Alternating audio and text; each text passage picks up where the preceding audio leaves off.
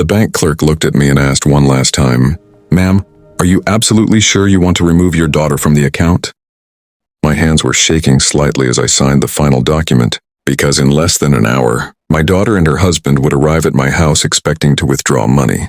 Money they believed was still theirs, but they had no idea that just 30 minutes earlier, I had changed everything. I never imagined my own daughter would one day look at me the way she did that afternoon, not with love, not with respect, but with anger and entitlement. My name is Margaret and I'm 67 years old. I spent my entire life working as a nurse, 40 years of night shifts, emergency calls, and holidays spent inside hospital walls instead of with family. Every overtime shift I worked, every paycheck I saved, was for one reason: my daughter Emily. When Emily was little, she used to run to the door whenever I came home from work. Mom, you're finally home." She would hug me like I was the most important person in the world. Back then, I believed I was. I raised Emily alone after her father passed away when she was 8. Life wasn't easy, but I made sure she never felt the struggle. She had new school clothes every year. She went to college, and when she graduated, I cried tears of pride. But somewhere along the way, something changed. At first it was small things. Emily started asking for financial help more often. "Mom, could you lend me a little money?" Just until next month. Of course I helped her. She was my daughter. Then she met Daniel. Daniel was charming when I first met him, polite, smiling, always calling me Mom. But slowly I noticed something strange. Whenever Emily talked about money, Daniel was always involved. "Mom, Daniel thinks it would be smarter if we combined some finances." "Mom, Daniel says investments require bigger support." "Mom, Daniel thinks you should add me to your bank account so I can help manage things." At first I refused, but Emily insisted. "Mom, we're family. Don't you trust us?" Those words hurt. So I trusted them. I added Emily to my bank account. It felt like the right thing to do at the time.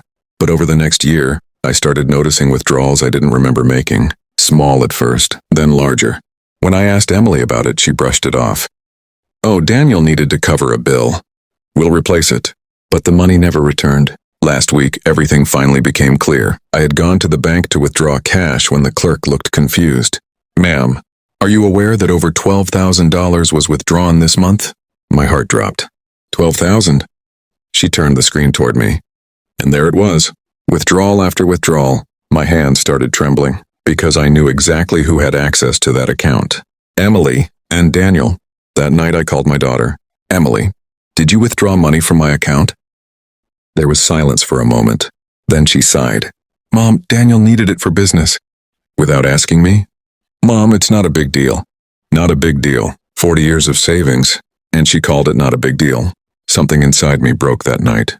And for the first time in my life, I made a decision for myself. The next morning I went to the bank. I removed Emily from my account. I transferred the money to a brand new account. And I requested a new bank card. The clerk handed it to me carefully. "Your daughter will no longer have access." I nodded, because I knew what was coming next. Emily had already texted me earlier. "Mom, Daniel and I will stop by this afternoon. We need to withdraw some money." She thought the account was still the same. She thought I would keep saying yes. But today, things would be different. 3 hours later, I heard a car pull into my driveway. Through the window, I saw Emily and Daniel stepping out. Daniel slammed the car door. Emily looked furious. My stomach tightened. But I stayed seated, because this conversation was long overdue. The door burst open. "Mom!" Emily shouted. Daniel walked in right behind her. "Why isn't the card working?" he demanded. Emily crossed her arms. "The ATM rejected it."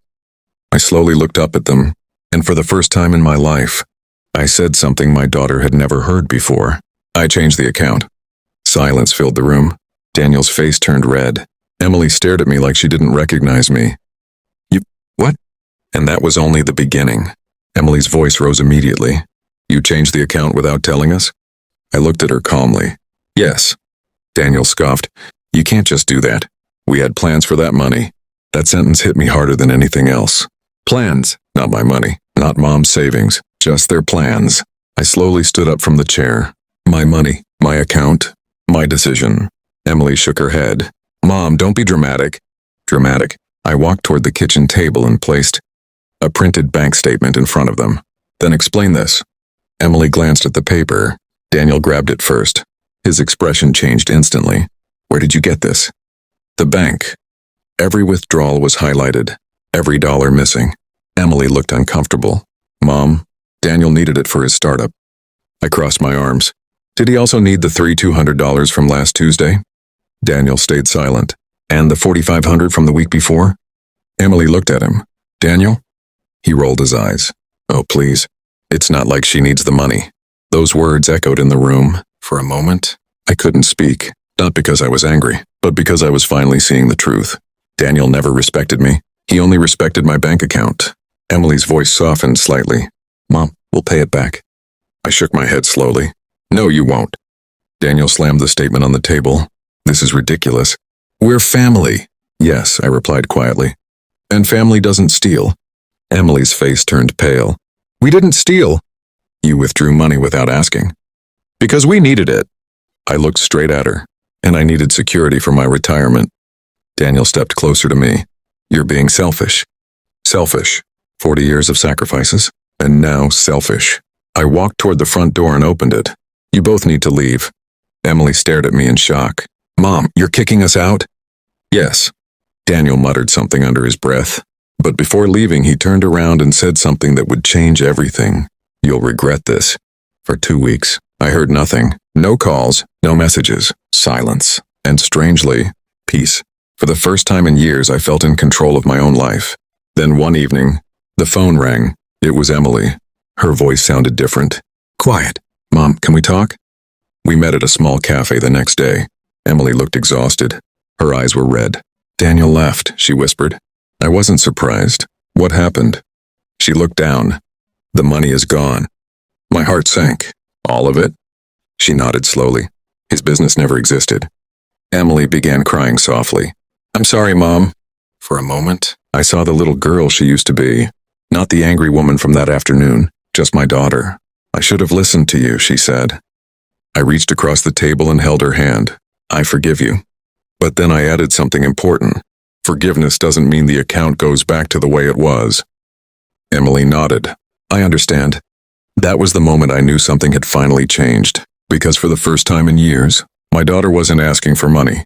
She was asking for a second chance, and sometimes that's worth more than any bank account.